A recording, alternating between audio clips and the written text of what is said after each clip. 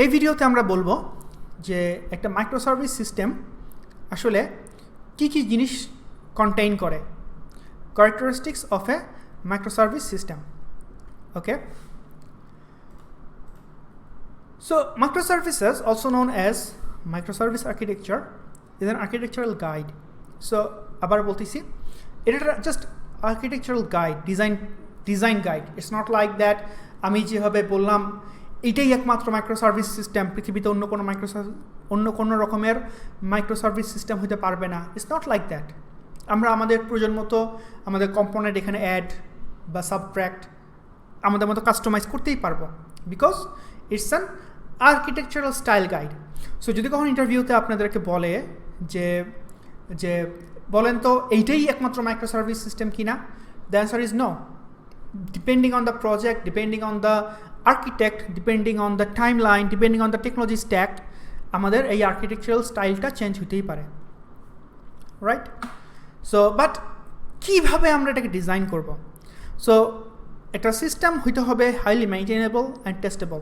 So যেহেতু microservice system multiple সার্ভিসের একটা কম্পোজড আর্কিটেকচার, সো এটা খুবই মেইনটেনেবল হইতে হবে। যদি এরকম হয় যে আপনার একটা সিঙ্গেল সার্ভিস চেঞ্জ করতে গিয়ে মাল্টিপল সার্ভিস চেঞ্জ করতে হচ্ছে, that means it's not highly maintainable and not of course testable.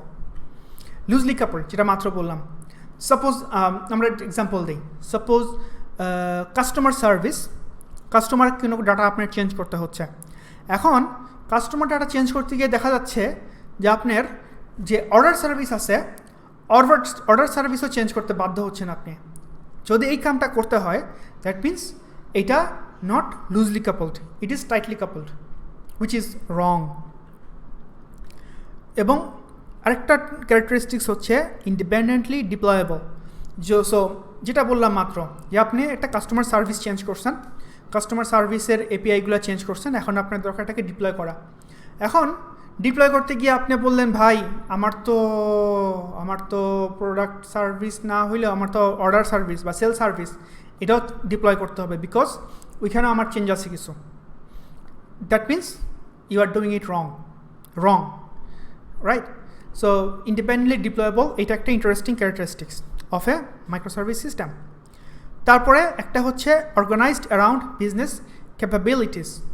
So আপনি যখন সার্ভিসগুলো ডিজাইন করবেন, সো আপনি কিসের উপর ডিপেন্ড করে ডিজাইন করবেন? How are you doing the segregation, how are you going to do the boxing? হ্যাঁ, so it depends on the business capabilities. এইটা আসলে যারা ডোমেইন সম্বন্ধে ওই বিজনেসটার ডোমেইন সম্বন্ধে যাদের অনেক জ্ঞান, ওনারা আসলে মেইনলি এখানে হেল্প করতে পারবে। অ্যাজ এ ডেভেলপার আসলে আমরা খুব বেশি এখানে কাজ করতে পারবো না। ফর এক্সাম্পল, আমাকে যদি এখন একটা অ্যাকাউন্টিং সিস্টেমের ডিজাইন করতে বসায় দেয়, of course I can do it, but I am not an accountant, right?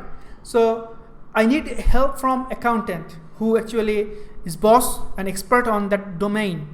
তার সাথে বসে আমরা জিনিসটাকে সেগ্রিগেট করবো, আমরা জিনিসটাকে ভাঙবো। But the specific service should organised around the business capabilities, এটা ইনশিওর করতে হবে।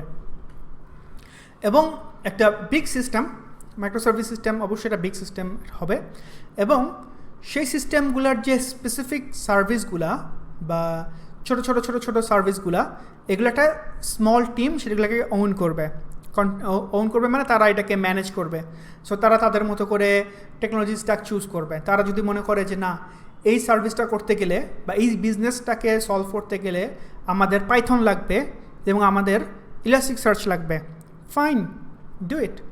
বাট কখনোই এটা একটা সিঙ্গেল টিম সবাইকে বলতে পারবে না, না তোমাদেরকে অবশ্যই জাভা এবং মাইএসকিউএল ইউজ করতেই হবে, বিকজ এটাই আমরা সবসময় ইউজ করবো সব সার্ভিসে। নো। সো এটা হচ্ছে গিয়া একটা ইন্টারেস্টিং ক্যারেক্টারিস্টিক্স, যে specific on that service, on that business capabilities, সেই টিমটা ডিসাইড করবে আমরা কি ইউজ করব। Okay, next. So microservice architecture enables rapid, frequent, reliable delivery of the large complex applications. So শব্দটা দেখে আপনারা নিজেরাই বুঝতেছেন। It also enables an organization to evolve its technology stack. Evolve হ্যাঁ।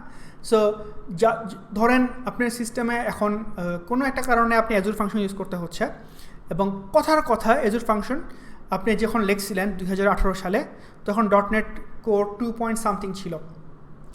সো ওইটা আপনি চেঞ্জ করতে চাচ্ছেন না, চাচ্ছেন নিউ একটা সার্ভিস লিখতে, ইটস ফাইন। আপনি চাইলে এখন ইজিলি Node.js দিয়ে অ্যাজুর ফাংশন ইউজ করতেই পারেন। সো এটাই আসলে একটা ইন্টারেস্টিং ক্যারেক্টারিস্টিক্স।